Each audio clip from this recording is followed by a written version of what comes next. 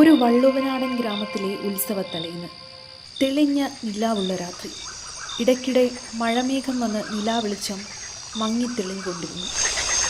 ക്ഷേത്രത്തിൻ്റെ പരിസരമെല്ലാം ചുറ്റിക്കണ്ട് രാഹുലും ആനന്ദും വീട്ടിലേക്കുള്ള വഴി നടക്കാൻ തുടങ്ങി. സമയം ഏതാണ്ട് 12 മണിയോടടുത്തിരുന്നു. വനപാതയിലൂടെയാണ് നടത്തം. വനപാത തീരുന്നിടത്താണ് ഗ്രാമം. കുറച്ചു ദൂരം നടന്നു തുടങ്ങിയപ്പോൾ ആരോ പിന്നാലെ നടന്നു വരുന്നത് പോലെ ഇരുവർക്കും തോന്നി. തോന്നിയതാവാമെന്ന് കരുതി അവർ നടപ്പ് തുടർന്നു. കയ്യിലെ ചൂട്ട് ആളിക്കത്തുന്നുണ്ട്. പെട്ടെന്ന് അവരുടെ മുന്നിലായി ഒരു കൊട്ടാരത്തിൻ്റെ ദൂരെ നിന്നുള്ള കാഴ്ച ദൃശ്യമായി തുടങ്ങി. അതെന്താടാ അത്? രാഹുൽ ഉച്ചത്തിൽ വിളിച്ചു ചോദിച്ചു.